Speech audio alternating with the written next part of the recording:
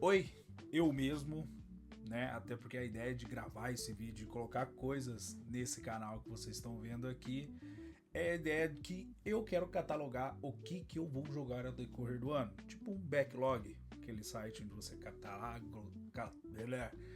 onde você coloca os jogos que você jogou, faz lá sua listinha do que você gerou, ou já zerou, ou ainda vai zerar, e por aí vai. E a minha ideia desse canal é basicamente isso. Um CLT, né? Eu sou professor, eu sou o Rogatti, e a minha ideia é que eu possa catalogar isso através desses vídeos. Por isso que eu falo oi, eu mesmo. Porque é um vídeo feito para mim, catalogar para mim. Se você está assistindo, seja muito bem-vindo, né, a esse canal, que é o meu. Seja você meu aluno, você me conhece ou você me conheceu por aqui, tá? Seja muito bem-vindo. E a ideia para esse primeiro vídeo é que eu quero falar sobre os jogos que foram mais importantes na minha vida. Não necessariamente são meus jogos favoritos de todos os tempos, mas são jogos que são os meus jogos favoritos da vida, né?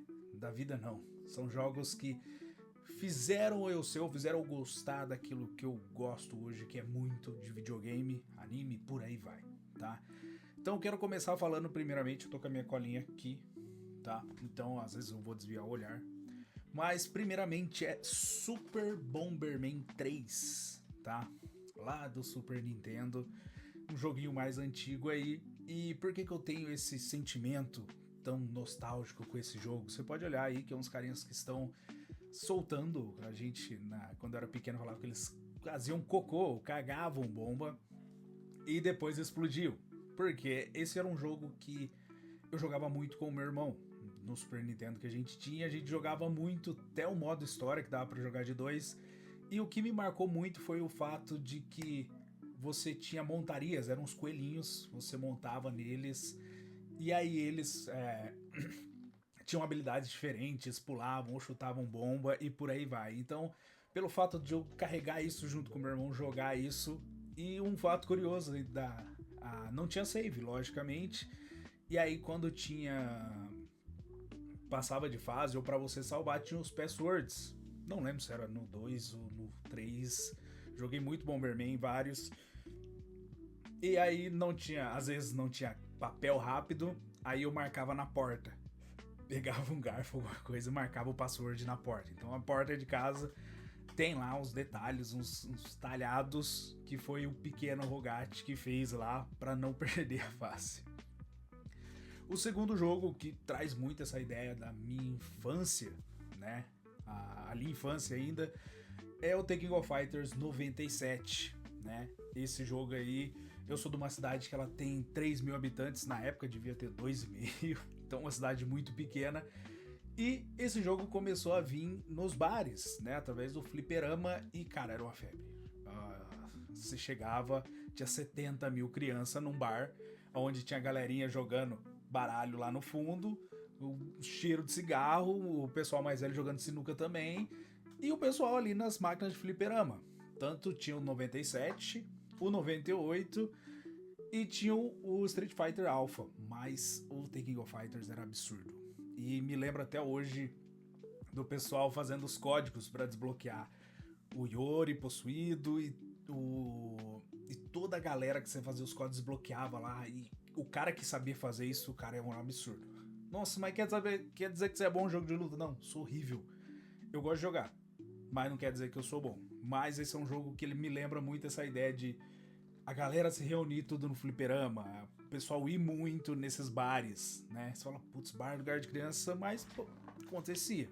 A galera que é mais velha aí vai acabar lembrando, e eu lembro isso com muito carinho, de estar lá e jogar, brigar, né? Até porque é um monte de criança reunida, alguma coisa vai acontecer nesse meio.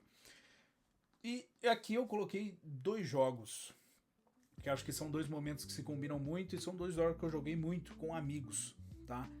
Eu coloquei o Naruto Ultimate Ninja 3, tá? Que é esse do PS2 aí, Narutinho pequeno, antes do Shippuden, e o Naruto Ultimate Ninja Storm 5, que são ambos do PlayStation 2. Por quê?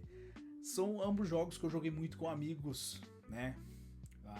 Tanto o Yuichi, são o André, são vários amigos que eu tive aí na minha vida e tenho até hoje como irmãos, né? O Rodrigo, Renato e uma galera aí, nomes que vocês provavelmente não sabem quem são. Já que esse vídeo é pra mim, eu vou citar esses nomes que me ajudam. Vai que algum dia eu perca a minha memória.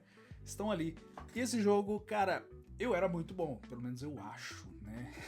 Esse jogo de Naruto aí, a gente fazia vários campeonatinhos internos, a gente juntava ali, principalmente depois do almoço, juntava ali uns 4 amigos, 5 amigos, fazia toda uma tabela, selecionava qual personagem podia usar, qual personagem era muito roubado, como que a gente tinha que fazer isso.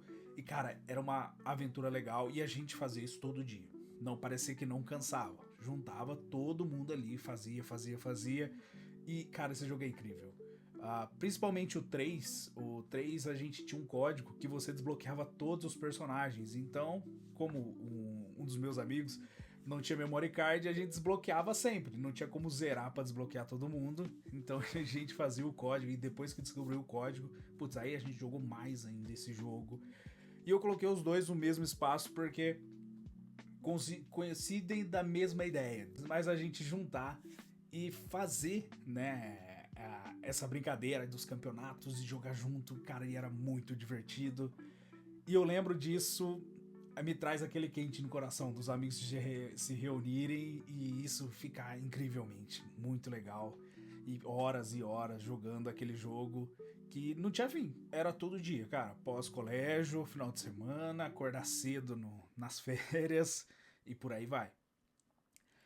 O quarto aqui, acho que é o jogo que fez eu ficar apaixonado por uma das franquias mais incríveis de todas, que é o Pokémon Cristal, tá? Esse eu tenho até ele, comprei recentemente, tá? Um amigo meu que está no Japão, Douglas, ele trouxe pra mim a fita e eu não tinha caixa. Aí eu achei um cara vendendo a caixa perfeitinha com os manuais e eu comprei, né? Porque, putz, esse jogo aqui foi o que me fez apaixonar por Pokémon, tá? Na época, o anime ele não tinha avançado tanto e aí tinha aquele primeiro filme, Pokémon 2000, é onde apareceu o Donphan, né, que era um Pokémon de Johto, e cara, o olho brilhava, putz, esse aqui não tinha antes. E aí veio esse jogo, e aí tem os cães lendários e tudo mais. Não cheguei a jogar o Soul Silver, o Silver e o Heart na época, né, mas posteriormente, quando eu vi esse jogo, quando eu peguei emprestado de um amigo, comecei a jogar ele no Game Boy do meu irmão, antiguinho, e cara, era magnífico. E joguei ele assim mesmo, tá? Por isso que eu tenho a versão japonesa, porque eu joguei ele todo em japonês. Você sabe ler japonês naquela época? Não. Hoje em dia eu tô aprendendo, mas naquela época piorou. Mas é um jogo incrível, com muito monstrinho, muito Pokémon, e eu sou maluco em Pokémon até hoje em dia. E acho que isso que foi o primeiro passo para eu ficar apaixonado e colecionar os jogos, colecionar carta, bonecos, né? Tem eu aqui, junto com um T-Pigzinho, e aqui tem várias coisas de Pokémon aqui em cima. E é um jogo que, cara, me introduziu a esse universo e fez eu ficar muito apaixonado, fez eu ficar horas e horas, se não dias, acho que foram dias, cara, pra passar do Sudoudo. O que eu fazia pra passar desse Sudoudo? Sempre que eu chegava tinha uma arvrinha que mexia e falava umas coisas que eu não sabia. E, putz, e passou, e não tinha guia, e, cara, foi uma história. Até eu conseguir, eu já tinha passado meio caminho, feito vários dias, comprado várias pilhas e tentado passar desse Sudoudo para seguir jogando esse jogo, tá? Magnífico. Acho que foi um dos jogos mais incríveis. E realmente vem essa ideia de sentar na área de casa e ficar jogando, porque o Game Boy não tinha luz interna, o Game Boy Color não tinha luz interna, então a gente precisava da luz do sol, cara, querendo ou não, ou de um lugar claro pra gente conseguir ver a telinha. Então ficava fora de casa ali, na área, jogando ali, horas e horas, e nunca passava, tá? E pra descobrir que Pokémon tinha que evoluir por pedra, então piorou, cara, levava muito mais tempo. E por último eu coloquei o FIFA Street 2. Nossa, esse jogo me traz uma nostalgia, principalmente da época de locadora. Foi o primeiro jogo original de Play 2 que eu tive, o primeiro e único jogo original de Play 2 que eu tive, que eu acabei ganhando da minha mãe na época. Cara, era incrível. Eu gosto muito de futebol e naquela época eu jogava muita bola e era a época de locadora. Então eu tinha tios meus que tinham locadora e eu ficava lá meio trabalhando, né? Ficava ajudando com o que dava e jogava muito esse jogo. Muito, jogava com a galera, era genial. Tinha o Ronaldinho Gaúcho, o Cristiano Ronaldo na capa, né? E, cara, era incrível. Esse jogo era muito legal. Fui tentar jogar ele recentemente, eu acho que eu estraguei um pouco da minha memória tentando voltar a jogar ele, tanto quanto vários outros aí, tá? Que a gente tenta voltar. Mas esse foi um caso que eu tentei voltar a jogar recentemente.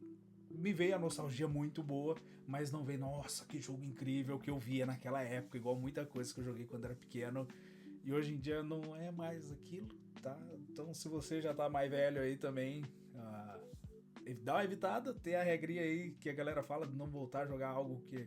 ou assistir algo que a gente viu muito antigamente, que a gente pode se decepcionar com aquilo. E realmente foi o caso que aconteceu comigo nesse jogo. Por mais que eu joguei ainda e curti muito por causa da nostalgia, mas depois de jogar tanta coisa, você olha isso e fala, putz, realmente é algo diferente, tá? Mas é isso, são 5 jogos que foram importantes para minha memória afetiva, tá? Caso você tenha algum aí da sua infância, ou se você está na sua infância já tem uma memória afetiva com algum jogo que jogou há algum tempo atrás, fala aí para mim. Mas foi muito divertido dar uma relembrada e fazer essa listinha com os 5 jogos. Tem vários outros que eu penso e que acontecem, a memória vir quando eu vejo alguma imagem sobre eles, e traz várias histórias na minha cabeça. Como esse canal foi feito e é feito com a ideia de eu catalogar aquilo que eu jogar para esse ano de 2026, em vez de fazer um catálogo lá no final, como vários canais incríveis fazem, tipo Kogu, BRKS. A ideia é que eu faça isso ao decorrer do que eu for jogando esse ano. E acho que isso é mais que certo de eu ter essa iniciativa de falar o porquê que eu gosto de videogame, a minha entrada nesse mundo, e acho que esses 5 títulos aí foram o que ditaram muito do que eu gosto hoje em dia. Então é isso aí, brigadão, valeu!